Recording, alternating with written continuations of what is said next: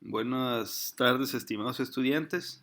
El día de hoy vamos a revisar el tema de la relación que tiene el ser humano con la sociedad, asimismo la relación que tiene la sociedad y la filosofía. En un primer momento vamos a recapitular algunas cosas.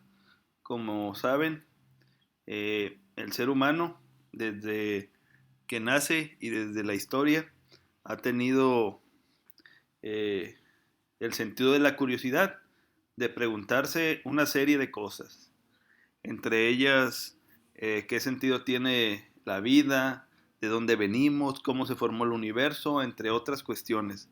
Y también se pregunta sobre la sociedad, es decir, ¿por qué nosotros estamos organizados de tal manera? ¿Por qué vivimos en comunidad? ¿Por qué existe tal forma de gobierno? ¿Por qué en México, por ejemplo, la forma de elegir a nuestros gobernantes es la democracia? ¿Y por qué no hay otra? ¿Por qué el poder no es heredado, por ejemplo? Es decir, que hubiera una dictadura y que ese dictador, a quien guste darle el poder, se lo dé. ¿Por qué no hay una monarquía? Es decir, donde hay reyes. Entonces, todas esas cuestiones nos hemos preguntado alguna vez en nuestra existencia.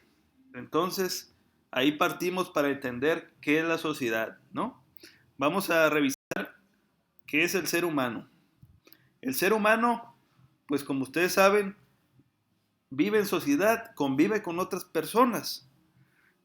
Hay quienes sostienen que el ser humano, de una forma aislada, es decir, en solitaria, pudiera desarrollar ideas, es decir, tiene ideas. También pudiera desarrollar una forma de lenguaje, de establecer sonidos o de comunicarse.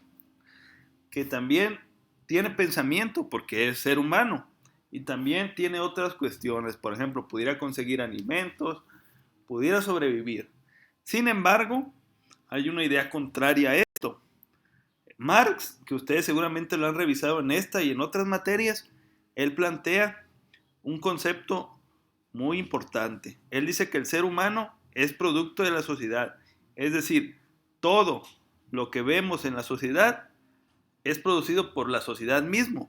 Y de hecho, todo lo que vemos en el mundo es producto de ese desarrollo social. Es decir, nosotros vemos una escuela, es producto del desarrollo social, de la misma sociedad. Vemos una carretera, lo desarrolló la sociedad. Vemos el vestido que traemos, lo desarrollamos en sociedad. Es decir, todo lo que vemos alrededor nuestro fue desarrollado por una serie de personas, ¿no? Que se relacionaron, se conjuntaron y produjeron esos objetos que vemos, ¿no?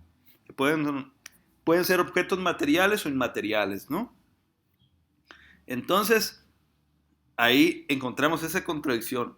Hay quienes sostienen que el ser humano puede desarrollar ciertas cuestiones, pero también se menciona la tendencia de que todo lo que vemos lo desarrolla la sociedad, ¿no? Ustedes generen sus propias conclusiones, jóvenes.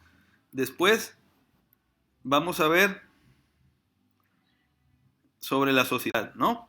La sociedad, a partir de ciertas investigaciones, mencionan que el ser humano, si lo mantuviéramos aislado de otras personas, pues tuviera una vida muy animalesca. Es decir, pudiéramos compararlo con cómo vive un animal, ¿no?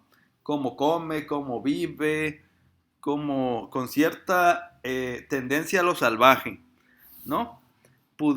Tendría ciertas limitantes lingüísticas y racionales, es decir, pudiera tener ciertas formas de comunicarse, pero no tuviera un lenguaje propio, como nosotros, o un idioma, por ejemplo, que nosotros tenemos un idioma que en este caso es el español, que podemos gracias a él comunicarnos y todos entendernos. Entonces, si el ser humano estuviera de forma aislada, pues tuviera alguna forma de comunicarse, pero seguramente muy rudimentaria, ¿no? Y también, evidentemente, lo racional. Nosotros como seres humanos aprendemos y tenemos conocimientos a raíz de tener ciertas relaciones con los seres humanos, otros seres humanos. Por ejemplo, nosotros vamos a la escuela y tenemos relaciones sociales con sus mismos compañeros, con el profesor, con la comunidad, y a partir de esa relación, ese vínculo, existe ese aprendizaje. El aprendizaje es comunitario, de otros aprendemos nosotros. Y también, pues evidentemente, en la comunidad, en un amplio sentido de comunidad, el ser humano puede desarrollarse plenamente, es decir, de forma, por ejemplo, profesionalmente. Si alguien tiene una profesión, pues evidentemente para ejercer esa profesión necesita otros sujetos, ¿no? Y la misma comunidad. Entonces existe esa sociedad que está presente en todos los niveles. Vamos a hacer un pequeño vínculo de el ser humano es un ser social. Pongan mucha atención en esta frase, ¿no? Esta frase fue de Aristóteles, y él mencionaba que todo lo que se diseña se construye, como la historia, la filosofía, la religión, la política, las ciencias. Todas las materias que ustedes tienen fueron producidas por la sociedad, es decir, a partir de relaciones entre personas que generaron todos esos conocimientos y aprendizajes para que fueran utilizados especialmente en resolver problemas o tratar de entender nuestro mundo, ¿no? Hay una cuestión que evidentemente fue diseñada por los seres humanos, como es la religión, ¿no? La religión tiene un propósito humano, que es dar sentido, legitimidad y un orden a un pueblo. Por ejemplo, en la religión católica pues existen los mandamientos que tratan de dotar de sentido a los comportamientos de los humanos. Es decir, hay ciertos mandamientos como no mentirás, no robarás, entre otros, que rigen un orden y un comportamiento de esa comunidad que cree en tal religión, ¿no? En ese sentido, pues vamos a seguir el ejemplo de la religión, ¿no? La religión, jóvenes, en algunos lugares, pues se sabe que es un referente social y responde regularmente a las necesidades de un pueblo, ¿no? Por ejemplo, el judaísmo y el cristianismo tienen un Dios, y a ese Dios le llaman pastor del rebaño del pueblo. Eh, y vamos a ver por qué le llaman de esa manera. Es una historia interesante. Eh, bueno, eh, los judíos principalmente es un pueblo que se dedica a la ganadería, es decir, tienen una serie de animales que los domestica para su beneficio, ¿no? Y ese existe una figura muy importante en la ganadería, que es el pastor, que es el encargado de administrar, de cuidar, de alimentar a los animales, ¿no? Y se supone que tiene ciertas habilidades de liderazgo, ¿no? Entonces, ahí vamos por qué Dios es también llamado un pastor, ¿no? Porque se supone que ese pastor es el que orienta y guía a los miembros del rebaño, los cuida, los alimenta, entre otras cuestiones que permite que sobrevivan.